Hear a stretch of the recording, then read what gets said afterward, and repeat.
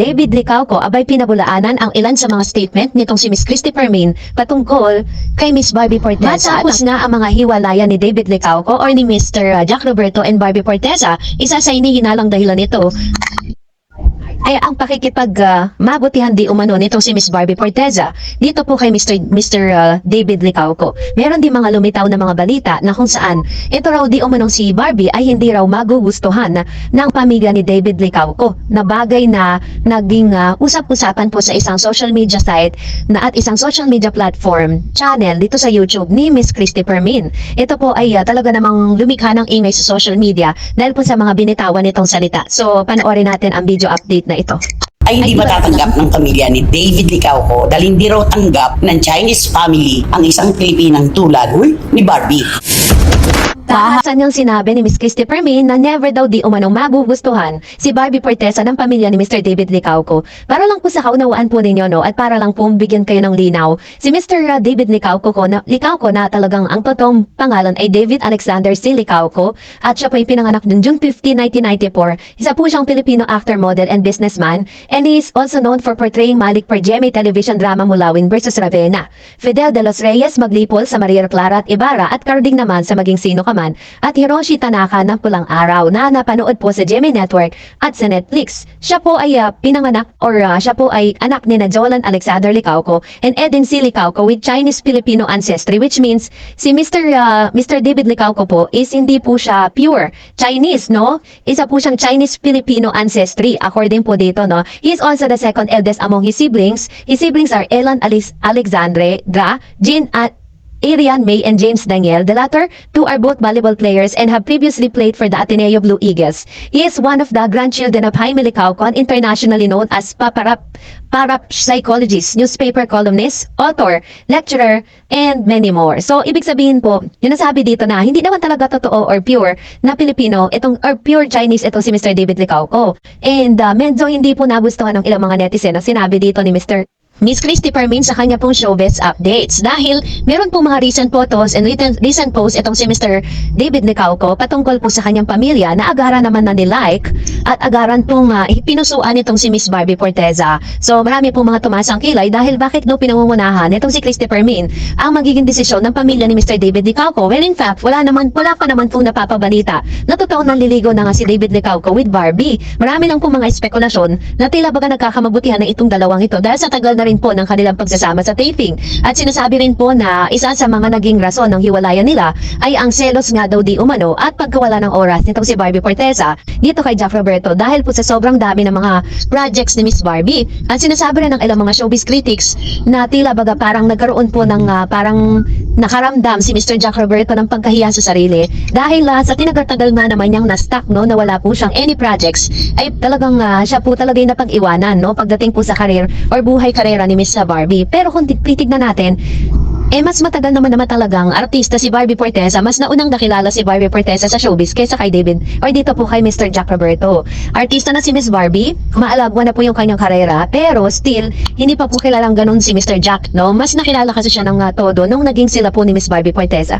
Kaya naman po talagang medyo na off ang ilan sa mga netizen ang sinabi po ni Miss Christy Fermin, no? Parang dinesisyonan niya yung magiging damdamin po ng pamilya ni David Licauco kung sakasakali man na maging sila ni Miss Barbie Forteza. Pero ngayon, as of now, is wala pa namang po confirmation na talagang sila na o nandinigo na si David Licauco kay Barbie. Ang nakikita lang natin is talagang maganda yung samahan nila ngayon. Mas naging close po sila at mas naging sweet sila sa isa't isa nung naging single na silang dalawa.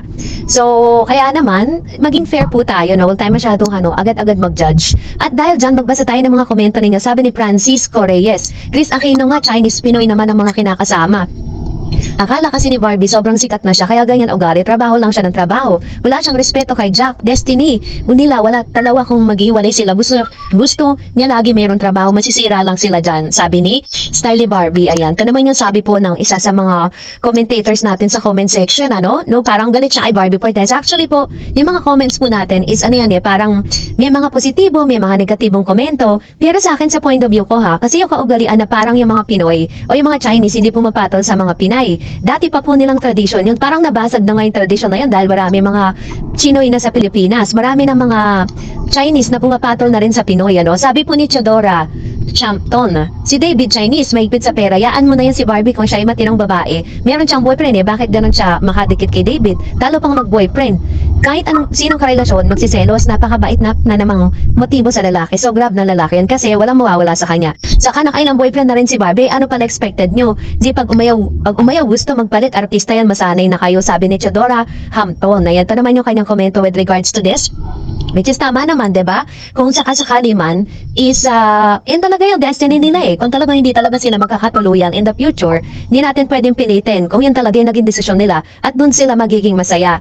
Kasi although masakit lang talaga dahil 7 years na naman yung kanilang pinagsamahan. And sabi ni Miss Jade, bakit napapansin niyo si Sanya? Eh kapatid yan ni Jack. Kaya nangingialam siya. Eh ang tanong, bakit yung mga marites di naman kaano-ano? Bakit nga pa kay Lamera? Di naman sila kapatid ni Jack. Ay basta ako. Echonin.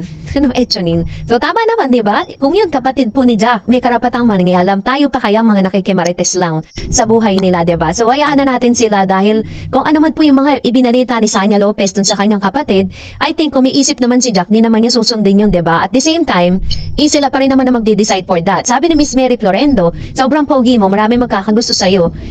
Kaya niyang pinalitan kasi in love siya kay David. Parang naging reserva na siya. Ano yan, magkarin niyo sa'yo. In God's time, He will give you the best. God bless. Ayan. So, ito naman yung kanyang komento with regards to this. Walang sinasabi talaga nila dito. Ang daming nega patungkol kay Barbie, no? Sana nga lumabas na yung totoo. Kasi ang pangit lang. Hindi kasi nagsasalita si Barbie lang kasi naglabas ng kanyang breakup post. Pero si Jack, wala siyang inilalabas pa. Baka malayo, inilalaban pa nila, diba? Sabi ni Heidi Manalo, nakawala ka na, Barbie.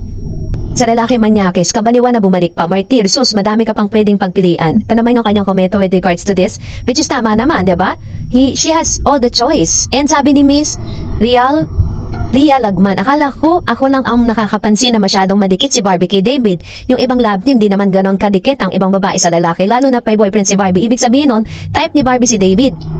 Hindi ako sigurado kung may feeling si David kay Barbie. Ang dry niya parang napipilitan kang itong maging malambing. Kung ligawan man si David si Barbie, maybe for the sake of love team nila, kailangan ligawan at i-girlfriend ni David si Barbie kasi doon ang gusto ng fans. Opinion ko lang to, wag ninyo kayo babash please. Respect all other comments naman. Ayan, ito naman yung kanyang opinion na ang kanya namang obserbasyon na baka daw napipilitan na si David Licauco na maging malambing, maging okay kay Barbie kasi nga, sila, parang method actors, no, na dapat ipakita nila sa publiko that they are really sweet, that they are really in love para at least makuha nila yung kalooban ng mga fans. Yun naman yung sinasabi niya. Meron ka, kung sino man po yung nakakaalam niyan, walang iba yung kundi si Barbie lang at saka si Mr. David Licauco. Sila lang po nakakaalam niyan. Kung ano na ba talaga ang real score between them, hindi natin pwedeng pangunahan yung mga nararamdaman nila kasi pakiramdam nila yan Sila ang nakakaalam niyan, diba? So tayo po yung nakikichismis lang. Pero kung nagustuhan mo ang video na ito, huwag mo kalimutan mag-like, mag-share at mag-subscribe at i-follow mo na rin ang aking Facebook page, DarEdsTV. And also, I have my TikTok account which is DarEdsTV. Pwede nyo rin po akong i-follow doon. Thank you for watching guys. God bless everyone.